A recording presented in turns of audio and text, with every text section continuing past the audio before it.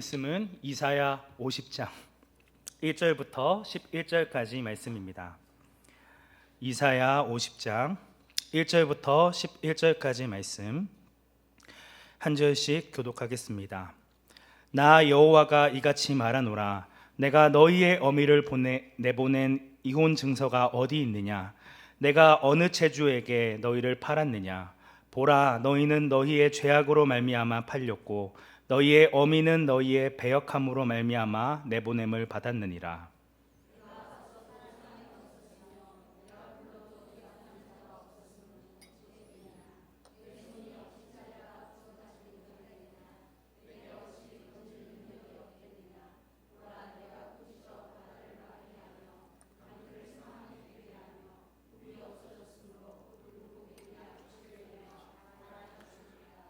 내가 흑암으로 하늘을 입히며 붉은 배로 덮느니라.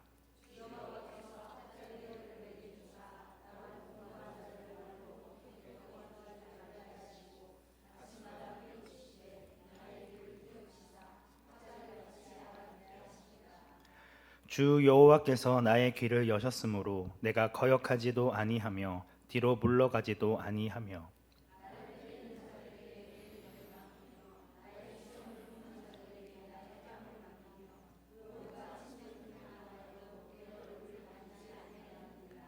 주 여호와께서 나를 도우심으로 내가 부끄러워하지 아니하고 내 얼굴을 부싯돌같이 굳게 하였으므로 내가 수치를 당하지 아니할 줄 아노라.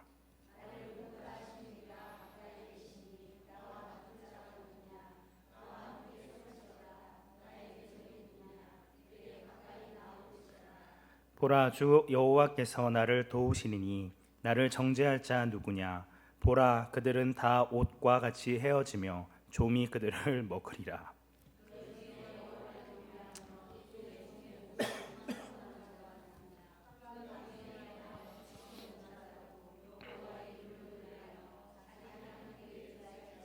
함께 읽겠습니다. 보라, 불을 피우고 횃불을 둘러띤 자여, 너희가 다 너희의 불꽃 가운데로 걸어가며 너희가 피운 횃불 가운데로 걸어갈지어다. 너희가 내 손에서 얻는 것이 이것이라. 너희가 고통이 있는 곳에 누우리라. 아멘. 이사야 40장부터 55장까지의 내용은 바벨론 포로로 머나먼 이방 땅으로 끌려간 이스라엘 백성들에게 선포되어진 말씀입니다. 그래서 처음부터 끝까지 위로와 구원과 회복의 말씀이 선포되어집니다. 보통 선지서들은 이스라엘 백성들의 잘못을 지적하고 열방을 심판하는 그런 내용이 주를 이루는데, 이 본문들은 심판과는 전혀 다른 회복에 대한 말씀을 거듭 반복합니다. 이사야 41장 10절 말씀입니다. 두려워하지 말라, 내가 너와 함께 함이라. 놀라지 말라, 나는 내 하나님이 됨이라. 내가 너를 굳세게 하리라. 참으로 너를 도와주리라. 참으로 나의 의로운 오른손으로 너를 붙들리라. 43장 1절 말씀에서는 이스라엘아, 너를 지으신 이가 말씀하시느니라. 너는 두려워하지 말라. 내가 너를 구속하였고 내가 너를 지명하여 불렀나니 너는 내 것이라 고 말씀합니다. 네, 그렇습니다. 4절 말씀도 있군요. 네, 4절 말씀에서는 내가 내 눈에 보배롭고 존귀하며 내가 너를 사랑하였은즉 내가 내 대신 사람들을 내어주며 백성들이 내 생명을 대신하리니 라고 선포하고 있습니다. 현재 바벨론의 포로로 끌려오게 된 현실에 절망하거나 낙담하지 말고 두려워하지 말라고 명령하고 있습니다. 그래서 이사야 40장부터 55장의 말씀은 어느 본문을 펴도 은혜와 위로를 받습니다. 거듭 반복하여 내가 너희를 도와줄 것이며 너희를 다시금 예루살렘으로 돌아가도록 인도하겠다라고 약속하고 있는 것이죠. 하지만 이스라엘 백성들은 이러한 하나님의 반복되어지는 약속의 말씀에도 여전히 하나님을 신뢰하지 못하고 하나님께 불평불만합니다. 바로 전문맥인 49장 14절 말씀에서는 오직 시온이 이르기를 여호와께서 나를 버리시며 주께서 나를 잊으셨다라고 이야기하고 있으며 24절 말씀에서는 용사가 빼앗은 것을 어떻게 도로 빼앗으며 승리자에게 사로잡힌 자를 어떻게 건져낼 수 있으랴 하고 좌절하고 절망하고 있습니다. 이 단락에서 시온 곧 이스라엘 백성들은 자녀도 없고 버림을 받아 잊혀진 존재입니다. 어떠한 미래도 기대할 수 없는 비참하고 초라한 자신들의 신세를 한탄합니다. 하나님이 시온을 회복하신다고 약속은 하셨는데 이미 강력한 용사인 바벨론에게 사로잡혀 있는 신세인데 과연 하나님이 우리를 구원해 주실 수 있을까? 불가능한 일이라 생각합니다. 그들은 바벨론이라는 강력한 나라에 포로로 끌려오게 된 현실 앞에 완전히 압도되어져서 그 소나기에서 빠져나올 길이 없다고 탄식하고 있습니다. 이에 하나님께서는 그들의 탄식에 답변을 하고 계시는데 더 자세히 알고 싶으신 분은 오늘 새벽에 설교하신 오신성 강도사님 설교를 들으시면 됩니다. 이런 탄식에 대한 하나님의 답변은 오늘 본문인 50장 1절부터 3절까지의 말씀에도 계속 이어지고 있습니다. 1절 상반절 말씀을 보시면 나 여호와가 이같이 말하노라 내가 너희의 어미를 내보낸 이혼 증서가 어디 있느냐 내가 어느 체주에게 너희를 팔았느냐라고 말씀하고 있습니다. 이 말씀은 지금 이스라엘 백성들이 생각하기에는 자신들에게는 아무런 문제가 없고 하나님이 일방적으로 자신들과의 결혼 관계를 깨뜨리셨고 자신을 열방에 팔아 넘기셨다라는 전제로 이야기하고 있음을 보여줍니다. 이러한 이스라엘 백성들의 불평에 대한 하나님의 답변은 직설적이고 단호합니다. 1절 하반절 말씀입니다. 보라 너희의 죄악으로 말미암아 팔렸고 너희의 어미는 너희의 배역함으로 말미암아 내보냄을 받았느니라. 하나님께서 당신의 백성을 바벨론에게 넘겨주신 이유는 그들의 죄악 때문이었습니다. 그들은 하나님의 언약을 배반하고 하나님의 백성답게 살 생각이 전혀 없었으며 하나님의 율법을 무시하였습니다. 결국 하나님께서는 그들을 방치하셨고 그들은 바벨론의 포로가 되고 맙니다. 물론 하나님께서 그들을 위하여 아무런 일도 하지 않은 것은 아닙니다. 일을 하셨다는 것이죠. 하나님께서 이스라엘의 마음을 돌이키려고 하셨으나 그의 말씀을 전해줄 사람이 없었습니다.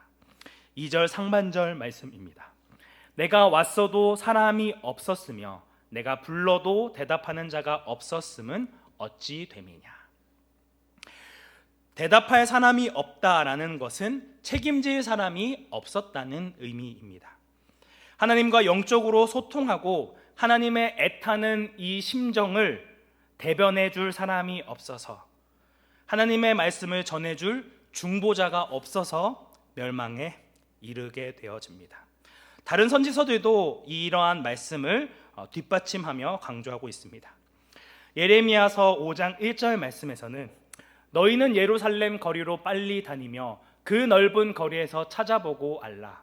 너희가 만일 정의를 행하며 진리를 구하는 자를 단 한 사람이라도 찾으면 내가 이 성읍을 용서하리라 고 말씀하고 있습니다. 하나님께서 율법을 통해 말씀하신 정의와 공의를 행할 자가 단 한 사람도 없어서 예루살렘이 무너졌다라고 말씀하고 있습니다. 에스겔 22장 30절 말씀에서도 이 땅을 위하여 성을 쌓으며 성 무너진 데를 막아서서 나로 멸망하지 못하게 할 사람을 내가 그 가운데서 찾다가 찾지 못하였으므로 라고 말씀하고 있습니다. 하나님의 예정된 심판을 유예시킬 중보자를 찾지 못해 결국 하나님께서 분노를 쏟아 부으셨다라고 하는 것입니다. 결국 유다의 멸망과 그들이 바벨론의 포로가 되어진 것은 하나님의 능력 부족 때문이 아니었습니다. 2절 중반절 말씀에서는 내 손이 어찌 짧아 구속하지 못하겠느냐 내가 어찌 건질 능력이 없겠느냐라고 말씀합니다. 하나님의 손이 짧아서 아무런 능력이 없어서 이스라엘을 구속하지 못하신 것이 아니었습니다. 하나님은 구해 주시려고 구속에 손을 내미셨지만 이스라엘은 이를 무시하고 도움을 구하지 않았습니다. 그리고 무엇보다 자신의 조국이 멸망으로 가는 길을 막아서며 무섭게 이를 책망하고 동시대의 동포들로 하여금 돌이키게 할 말씀의 종이 없었습니다. 그럼 하나님께서는 어떠한 일을 행하셔야 할까요? 그들에게 올바른 말씀을 전해줄 여호와의 종, 말씀의 종을 보내주시면 됩니다. 이어지는 2절 하반절부터 3절까지의 말씀에서는 자신의 능력에 대해 언급합니다. 보라, 내가 꾸짖어 바다를 마르게 하며 강들을 사막이 되게 하며 물이 없어졌으므로 그 물고기들이 악취를 내며 갈아여 죽으리라. 내가 흑암으로 하늘을 입히며 굵은 배로 덮느니라. 이 말씀을 쉽게 풀면 나는 혼돈의 물결도 꾸짖어서 육지를 만들어내는 창조주이고 흑암도 빛으로 감쌀 수 있는 전능자다라는 것을 드러내십니다. 너희 중에 나의 말을 전해줄 중보자가 없다면 내가 너희를 위하여 내가 택한 종을 보내주겠다라는 의지를 드러내십니다. 그래서 이어지는 4절부터 9절까지의 말씀에서는 하나님이 택하신 종에 대한 말씀이 등장합니다. 이 이사야서에는 종의 노래라고 불려지는 4가지의 본문이 있습니다. 이사야 42장 1절부터 4절까지의 말씀, 그리고 49장 1절부터 6절까지 말씀, 그리고 오늘 본문인 이사야 50장 4절부터 9절까지 말씀, 그리고 52장 13절부터 53장 12절 말씀까지 총 4가지의 본문이 등장합니다. 오늘 본문의 4절부터 9절에 등장하는 1인칭 화자인 나는 하나님의 마음속에 있는 이상화된 이스라엘입니다. 1절부터 3절까지의 말씀에 등장하는 하나님을 원망하는 이스라엘과 정반대되어지는 인물입니다. 하나님께서는 그가 세울 이 여호와의 종을 통해 다시금 이스라엘 백성들에게 말씀을 증거하게 하십니다. 우리 4절 말씀 함께 합독하도록 하겠습니다. 주 여호와께서 학자들의 혀를 내게 주사 나로 공고한 자를 말로 어떻게 도와줄 줄 알게 하시고 아침마다 깨우치시되 나를 귀를 깨우치사 학자들 같이 알아듣게 하시도다. 아멘. 이 말씀은 하나님의 택함받은 종이 하나님께 직접 말씀을 배우고 깨우침을 받아 예언자로, 말씀의 중보자로 세워져 나가는 과정을 설명합니다. 여호와께서 그의 종에게 학자의 혀를 주고 아침마다 자신의 귀를 깨우치사 학자들 같이 알아듣게 하신다라고 이야기합니다. 이 본문에서 학자는 무슨 뜻일까요? 보통 오늘날 학자라는 표현을 쓸 때에는 더 이상 배울 것이 없는 사람이나 아니면 다른 사람을 가르치는 사람 정도로 여깁니다. 자신이 알고 있는 지식을 전달해 주는 사람을 학자라고 많이 이야기하죠. 그런데 이 학자라는 이 단어는 히브리어로 림무드인데 우리말로 번역하면 공부하는 자라는 의미입니다. 이 단어가 이사야 8장 16절 말씀에도 등장하는데요. 너희는 증거의 말씀을 싸매며 율법을 내 제자들 가운데에 봉함하라고 이야기합니다. 여기서 제자라고 하는 단어가 바로 이 림무드, 앞에서 오늘 50장 말씀에서는 학자라고 번역되어진 말씀입니다. 그러니까 우리가 생각하는 그런 가르치는 학자가 아니라 날마다 공부하고 배우는 제자로 번역하는 것이 더 옳은 번역이라 할 수 있다는 것이죠. 성경의 관주를 살펴보면 관주에는 제자들 그리고 가르침을 받은 자들이라고 나와 있습니다. 결국 오늘 본문에서 이야기하는 학자는 더 이상 배울 것이 없거나 아니면 현실과는 전혀 상관없는 것들을 가르치는 교수 정도의 사람이 아니라 끊임없이 배우고 공부하는 학생, 제자라고 받아들이시면 됩니다. 하나님께서는 그의 종에게 날마다 당신의 말씀을 가르쳐 아침마다 그의 귀를 깨우치시고 알아듣게 하십니다. 여호와의 종인 나의 입장에서는 날마다 하나님의 말씀을 배우고 깨닫게 하심으로 그의 지식이 점점 더 깊어지고 넓어지게 되어집니다. 이렇게 하나님께 말씀을 배우는 이유는 4절 전반절 말씀과 같이 열심히 배운 학자의 혀로 공고한 자를 도와주기 위함입니다. 마음이 공고한 자는 살 소망이 끊어진 자들입니다. 이들은 아무런 희망도 없이 꺼져가는 심지어 상한 갈대와도 같다라고 이야기하고 있습니다. 그런데 첫 번째 여호와의 종의 노래를 이야기하는 42장 3절 말씀에서는 하나님의 택함 받은 종이 상한 갈대를 꺾지 아니하며 꺼져가는 등불을 끄지 아니하고 진실로 정의를 시행할 것이다 라고 이야기합니다. 세상은 상한 갈대를 꺾어버립니다. 왜냐하면 상한 갈대는 썩어 악취가 나기 때문입니다. 꺼져가는 등불 역시 그을음을 만들어 주변의 환경을 더럽히기 때문에 재빠르게 꺼버립니다. 이것은 세상 사람들이 너무나도 당연하게 여기는 일입니다. 여기서 상한 갈대와 꺼져가는 등불은 무엇을 의미합니까? 바벨론의 포로로 끌려가 있는 이스라엘 백성들, 아무런 소망 없이 하나님을 원망하고 있는 공고함에 처해 있는 자들을 의미합니다. 하나님께서 택하신 종은 그들을 포기하지 않고 그들을 버리지 않고 자신이 하나님께 배우고 귀로 전해 들은 깨우친 말씀을 전하는 자입니다. 이스라엘 백성들이 하나님이 원하시는 공의와 정의의 삶을 포기하고 내다버린 자들임에도 불구하고 다시금 그들에게 정의를 가르쳐 주어 하나님의 말씀을 알려주어 다시금 하나님의 백성으로 하나님의 말씀에 순종할 거룩한 자로 세워주는 자임을 이야기하고 있는 것입니다. 그렇기 때문에 여호와의 종은 늘 배우는 제자여야 합니다. 종은 히브리어로 에베드인데 이 에베드는 늘 림무드 해야 합니다. 여호와의 종은 말씀의 일꾼이기 때문에 말씀을 받아 그 말씀으로 공고한 자를 위로해주고 세워주는 사람이 되어야 한다는 것이죠. 그러나 본인이 한 번 배운 것만을 가지고 평생 우려먹으면 안 됩니다. 아침마다 깨우치시되 나의 길을 깨우치사라는 말에는 매일매일 하나님의 말씀으로 공급함을 받아야 한다는 것을 잘 보여주고 있습니다.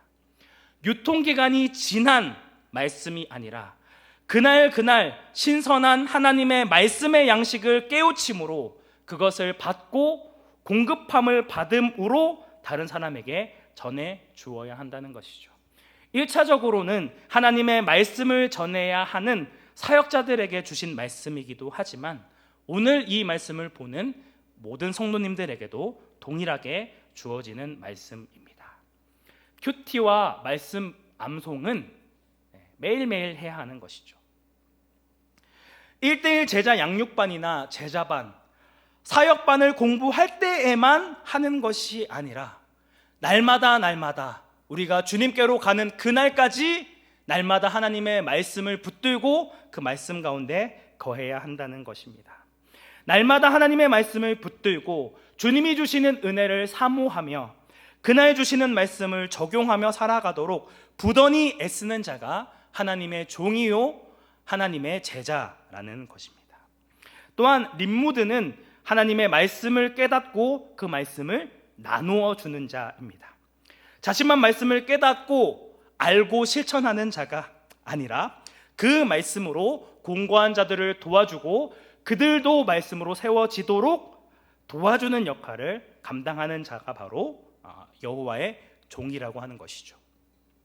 잠언 말씀에서는 무언가를 깨닫는 지각과 공고한 자를 돕는 정의로운 행동이 서로 연결되어 있다는 것을 보여주고 있습니다. 잠언 28장 5절 말씀에서는 악인은 정의를 깨닫지 못하나 여호와를 찾는 자는 모든 것을 깨닫느니라고 이야기하고 있고, 29장 7절 말씀에서는 의인은 가난한 자의 사정을 알아주나 악인은 알아줄 지식이 없느니라고 이야기하고 있습니다.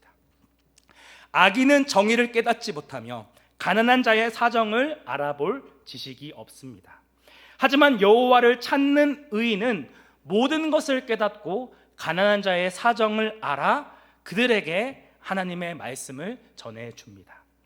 말씀으로 심령이 가난한 자들을 위로하고 붙들어주는 자가 곧 의인이요 하나님의 자녀이다 라는 것을 이야기하고 있는 것이죠. 이를 위해서 여호와의 종은 늘 하나님과 깊은 대화를 지속해야 합니다. 날마다 기도함으로 매일매일 하나님을 새롭게 만나고 말씀 묵상으로 새롭게 깨우침을 받고 그 말씀을 적용하는 삶을 살아간다는 것이죠. 이렇게 날마다 하나님과 만나는 기도를 하는 자와 말씀으로 깨우치는 자가 공고한 사람을 위로해주는 역할을 감당할 수 있다는 것이죠. 이런 4절의 말씀이 오늘 우리의 고백이 되어지는 은혜가 있기를 축복합니다. 이어지는 5절 말씀에서는 여호와의 종의 의지가 나타납니다. 하나님이 귀를 열어주셨기 때문에 거역하지 않고 물러서지도 않고 성실히 걸어가며 박해도 견딘다라는 의미입니다. 여호와의 종의 길이 결코 평탄하지 않다는 것을 보여주는 것이기도 합니다. 우리 이어지는 6절과 7절 말씀은 함께 합독하도록 하겠습니다. 나를 때리는 자들에게 내 등을 맡기며 나의 수염을 뽑는 자들에게 나의 뺨을 맡기며 모욕과 침뱉음을 당하여도 내 얼굴을 가리지 아니하였느니라. 주 여호와께서 나를 도우심으로 내가 부끄러워하지 아니하고 내 얼굴을 부싯돌같이 굳게 하였으므로 내가 수치를 당하지 아니할 줄 아노라. 여기서 여호와의 종에 대한 모욕은 의도적입니다. 6절에 나와 있는 모욕과 7절에 부끄러워하다라는 단어는 어근이 같은 단어입니다. 대적자들은 여호와의 종에게 부끄러움을 주기 위해 의도적으로 그를 모욕합니다. 그들은 여호와의 종의 선포를 거절하고 그에게 신체적인 폭력과 정신적인 폭력을 가합니다. 하지만 여호와의 종은 매를 맞으며 수염이 뽑혔어도 전혀 저항하지 않습니다. 모욕을 당하고 침뱉음을 당하였지만 이를 피하려고 얼굴을 가리지도 않았습니다. 짐승처럼 달려지는 자들에게 몸을 피하려 하지 않고 오히려 그들에게 자신의 몸을 맡겼습니다. 여호와의 종은 자신을 대적하는 자들이 모욕을 주고 침뱉음을 뱉는다 하더라도 얼굴을 부싯돌같이 굳게 하여 절대로 부끄러워하지 않았습니다. 우리말로 하면 얼굴에 철판을 깔았다라는 의미입니다. 얼굴에 철판을 깐 사람이 바로 여호와의 종이다라는 걸 이야기하고 있는 것이죠. 예레미야와 에스겔도 마찬가지였습니다. 예레미야 1장 18절부터 19절 말씀을 보면 보라, 내가 오늘 너를 그 온 땅과 유대 왕들과 그 지도자들과 그 제사장들과 그 땅 백성 앞에 견고한 성읍, 쇠기둥, 놋 성벽이 되게 하였은즉 그들이 너를 치나 너를 이기지 못하리니 이는 내가 너와 함께하여 너를 구원할 것임이니라. 여호와의 말씀이니라 고 이야기하고 있고, 에스겔 3장 8절부터 9절 말씀에서도 보라, 내가 그들의 얼굴을 마주 보도록 내 얼굴을 굳게 하였고 그들의 이마를 마주 보도록 내 이마를 굳게 하였으되 내 이마를 화석보다 굳은 금강석 같이 하였으니 그들이 비록 반역하는 족속이라도 두려워하지 말며 그들의 얼굴을 무서워하지 말라 하시니라 고 이야기합니다. 예레미야는 놋 성벽으로 얼굴에 철판을 깔았고 에스겔은 금강석같이 얼굴을 굳고 강하게 하였습니다.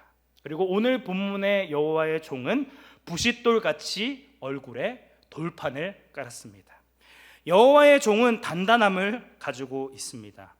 매를 맞고 모욕당하는 일에도 하나님의 도우심으로 인해 이를 수치로 여기지 않고 부끄러워하지 않았다는 것입니다. 그 이유가 8절부터 9절까지 말씀에 등장합니다. 우리 8절부터 9절까지 말씀 함께 합독하도록 하겠습니다. 나를 의롭다 하시는 이가 가까이 계시니 나와 다툴 자가 누구냐? 나와 함께 설지어다. 나의 대적이 누구냐? 내게 가까이 나올지어다. 보라, 주 여호와께서 나를 도우시니 나를 정죄할 자 누구냐? 보라, 그들은 다 옷과 같이 헤어지며 좀이 그들을 먹으리라. 7절에 나타난 하나님의 도우심에 대한 확신이 8절부터 9절까지의 말씀에 더 구체적으로 드러나고 있습니다. 이 본문에서 여호와의 종은 희망과 확신을 고백합니다. 여기서 등장하는 의롭다, 다투다, 대적, 정죄와 같은 단어는 모두 법정 용어입니다. 여호와의 종은 대적들에 의해 법정에 끌려가 고난을 당하고 있습니다. 그러나 그는 하나님의 도우심을 확신합니다. 4절의 말씀과 같이 매일매일 하나님과 교제하고 위로부터 오는 능력을 공급받고 있기 때문에 하나님이 이 어려운 상황에도 나를 도우시고 함께하고 계심을 확신합니다. 그러기에 여호와의 최종 판결에 관해서도 자신감이 있습니다. 자신이 아닌 대적자들이 유죄 판결을 받게 될 것을 확신하며 좀이 옷을 헤어지게 하는 것처럼 하나님의 말씀을 거절하고 의로운 종을 부당하게 학대하는 자들이 멸망당하게 될 것을 확신하고 있습니다. 그렇기 때문에 여호와의 종은 수많은 고난과 환난 가운데서도 사람들의 모욕과 침뱉음과 수치에도 당당하게 이 길을 걸어갑니다. 우리는 여기서 한 가지 중요한 점을 배우게 됩니다. 하나님이 도우시는 길에도 고난이 있다는 의미입니다. 하나님의 도우심은 우리의 힘들고 어려워하는 현실의 삶과 고난을 없애는 것이 아닙니다. 오히려 고난을 이겨내고 고난을 견뎌내도록 하는 것이 하나님의 도우심이라는 것이죠. 하나님이 여호와의 종을 도우시니 부끄럽게 여겼던 것이 부끄럽지 않은 것이 되어지고 수치라고 여겼던 것이 더 이상 수치가 되어지지 않게 되었습니다. 우리가 당하는 고난이 여호와를 믿음으로 인한 사명이라면 고난을 감수하고 묵묵히 사명의 길을 걸어 나가야 한다는 것입니다. 칼빈주의 5대 교리 중에 5번째에 성도의 견인이 있습니다. 이것은 우리가 흔히 오해하여서 하나님께서 성도인 우리를 견인차로 견인해 주시듯이 우리를 평안한 길로 인도해 주시겠구나. 나는 그냥 하나님께 맡기기만 하면 되겠구나. 요즘 말로 하면 하나님이 하드캐리해 주시겠구나 라고 생각하기 쉽습니다. 그런데 여기서 쓰인 이 견인이라는 한자어는 구들견의 참을인입니다. 우리가 무슨 일을 하고 어떠한 잘못을 해도 하나님께서 무조건 보호해 주시고 인도해 주시겠다는 교리가 아닙니다. 선택받은 하나님의 백성들이 자신에게 찾아오는 고난과 환난 가운데서도 끝까지 견디어내고 주님을 끝까지 부인하지 않도록 굳게 우리를 붙들어 주시고 보호해 주시겠다는 의미입니다. 하나님의 말씀은 끊임없이 하나님을 믿는 성도들은 고난이 있을 것임을 강조하고 있습니다. 디모데후서 3장 12절 말씀에서는 무릇 그리스도 예수 안에서 경건하게 살고자 하는 자는 박해를 받으리라고 이야기하고 있으며, 베드로전서 3장 17절 말씀은 선을 행함으로 고난을 받는 것이 하나님의 뜻일진데 악을 행함으로 고난 받는 것보다 나으니라고 말씀하고 있습니다. 그리스도 예수 안에서 경건하게 살고자 하는 자에게 박해가 따르고 선을 행함으로 고난을 받는 것이 하나님의 뜻이라고 이야기하고 있습니다. 이어지는 베드로전서 4장 12절부터 14절까지의 말씀은 이러한 고난을 이상하게 여기지 말고 오히려 즐거워하라 이야기합니다. 우리 이 말씀 함께 합독하도록 하겠습니다. 사랑하는 자들아, 너희를 연단하려고 오는 불시험을 이상한 일 당하는 것 같이 이상히 여기지 말고 오히려 너희가 그리스도의 고난에 참여하는 것으로 즐거워하라. 이는 그의 영광을 나타내실 때에 너희로 즐거워하고 기뻐하게 하려 함이라. 그러니까 그리스도의 이름으로 치욕을 당하면 복 있는 자로다. 영광의 영 곧 하나님의 영이 너희 위에 계심이라. 사랑하는 성도 여러분, 그리스도 안에서 경건하게 살아가고자 하는 자에게는 필연적으로 고난이 따를 수밖에 없습니다. 다른 사람은 이렇게 얘기하죠. 말씀대로 살아가면 누가 밥 먹여주냐? 적당히 신앙생활 해도 충분히 살아간 사람이 많다더라 라고 하는 세상 사람들의 조롱과 뒷담화에 마음이 상할 때도 있습니다. 그럼에도 우리가 고난 중에도 즐거워하고 기뻐할 수 있는 이유, 그럼에도 그리스도의 고난에 참여할 수 있는 이유는 하나님께서 우리의 모든 고난과 환난의 길을 알고 계시며 그럼에도 우리와 함께 할 것이기 때문입니다. 오히려 고난을 받은 자가 복 있는 자이고 하나님의 영을 받은 자임을 이야기하고 있습니다. 오늘 우리의 삶 가운데는 하나님의 말씀에 순종함으로 받는 고난과 어려움이 있으십니까? 그럴지라도 주님의 말씀을 따라 순종하는 온사랑교회 성도님들이 되시기를 주님의 이름으로 축복합니다. 이어지는 10절부터 11절까지의 말씀에서는 화자가 나인 여호와의 종에서 하나님으로 바뀌게 되어집니다. 4절부터 9절까지의 말씀이 여호와의 종의 노래였다면 10절부터 11절 말씀은 종에 대한 하나님의 말씀이라고 할 수 있습니다. 10절 말씀은 여호와의 종과 같이 하나님의 말씀에 신뢰하는 자들에게 주어지는 권면의 말씀입니다. 우리 10절 말씀 함께 합독하도록 하겠습니다. 너희 중에 여호와를 경외하며 그의 종의 목소리를 청종하는 자가 누구냐? 흑암 중에 행하여 빛이 없는 자라도 여호와의 이름을 의뢰하며 자기 하나님께 의지할지어다. 아멘. 10절 말씀에서는 흑암과 빛이 없는 현실의 상황을 바라보게 만듭니다. 이사야 8장 22절부터 9장 2절의 말씀을 떠올리게 만듭니다. 그래서 흑암에 대해서 계속 강조하고 있는데요. 땅을 굽어보아도 환난과 흑암과 고통의 흑암뿐이리니 그들이 심한 흑암 가운데로 쫓겨 들어가리라. 전에 고통받던 자들에게는 흑암이 없으리로다. 옛적에는 여호와께서 수불론 땅과 납달리 땅으로 멸시를 당하게 하셨더니 후에는 해변길과 요단 저쪽 이방의 갈릴리를 영화롭게 하셨느니라. 흑암에 행하던 백성이 큰 빛을 보고 사망의 그늘에 진 땅에 거주하던 자에게 빛이 도다. 이사야 9장 1절에 나와 있는 흑암 중에 있는 사람 그리고 빛이 없는 사람은 아수르에 멸망당한 북이스라엘의 갈릴리 지역 사람들을 가리킵니다. 지금 50장의 이 말씀을 보고 있는 사람들도 똑같은 처지에 있는 자들입니다. 지금 바벨론의 포로로 끌려와서 고난을 당하고 있는 가운데 있죠. 어디에도 빛을 찾아볼 수 없는 흑암 가운데 멸시를 당하고 사망의 그늘진 땅에 거주하고 있는 듯한 절망적인 상황에 처해 있습니다. 하지만 이사야 선지자는 10절 말씀을 통해 흑암에 행하던 백성이나 사망의 그늘진 땅에 거하던 자라 할지라도 하나님의 구원을 기대하고 소망해야 한다고 권면하고 있습니다. 40장부터 거듭해서 하나님의 약속의 말씀이 선포되어지고 있지만 여전히 그 일은 이루어지지 않았고 그 말씀이 이루어질지 성취되어질지 않을지 아무도 알지 못하는 불확실한 상황 가운데 처해 있습니다. 그럼에도 하나님께서는 너희가 흑암 중에 행하여 빛이 없을지라도 여호와의 이름을 의뢰하며 자기 하나님께 의지할지어다 라고 명령하고 있습니다. 어떻게 이게 가능합니까? 오늘 본문의 여호와의 종과 같이 하나님께서 위기의 순간에도 결코 나를 흑암 가운데 내버려 두지 아니하시고 우리를 붙들어 주시리라는 믿음이 있기 때문입니다.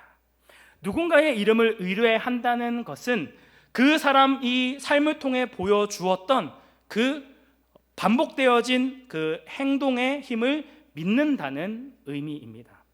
지금은 흑암 중에 거하며 멸시와 핍박을 당한다 할지라도 하나님께서 정하신 때가 되면 구원해 주시고 인도해 주실 것을 믿는 것입니다.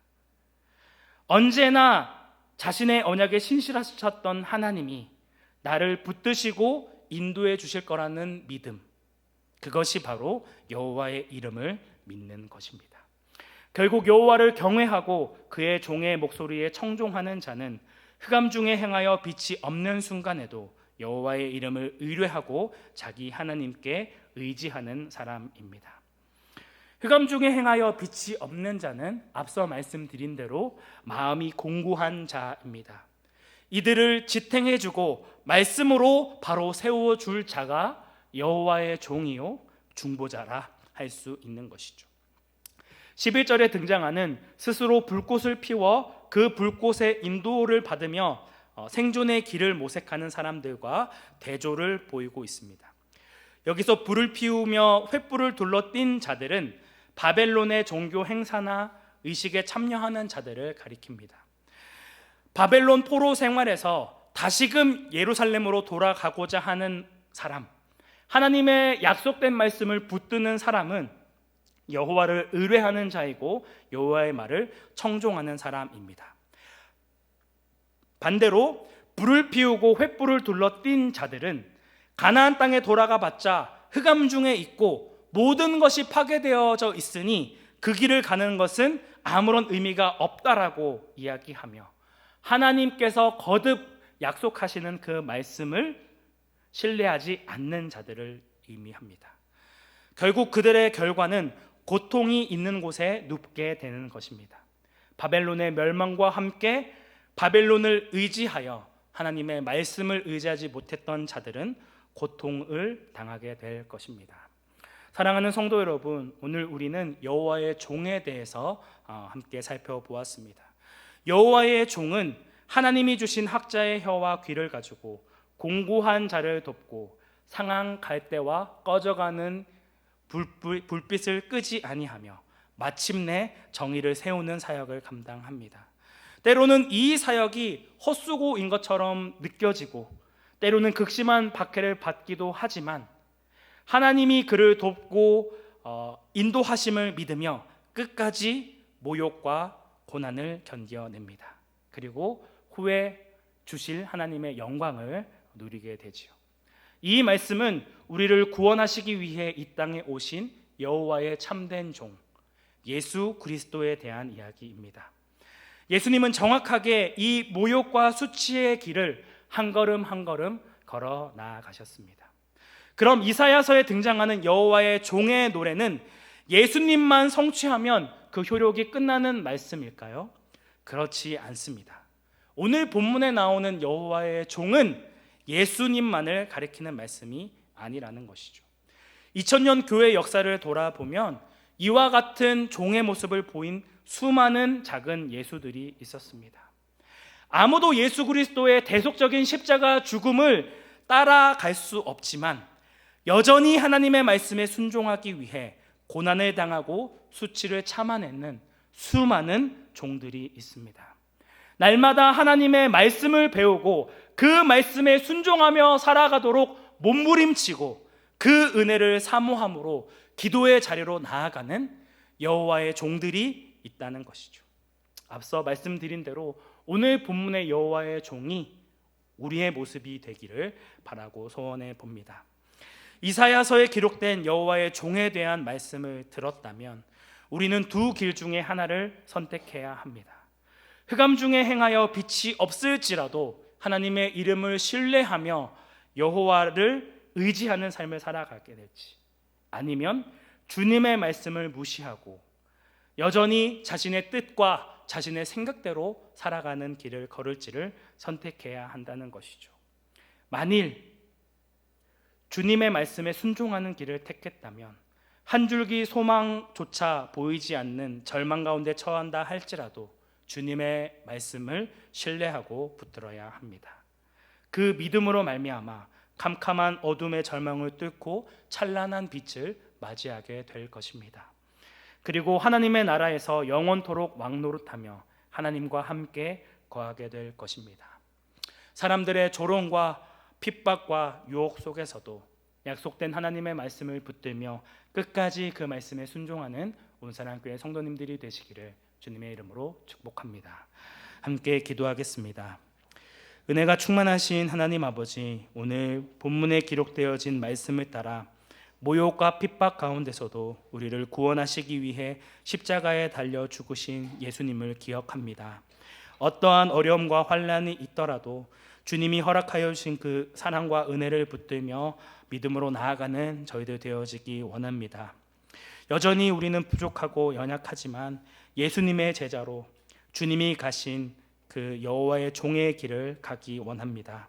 날마다 부어주시는 말씀의 은혜 없이는, 기도의 능력 없이는 살아갈 수 없음을 고백하며 더 주님의 은혜를 구하며 주님 앞에 나아갑니다.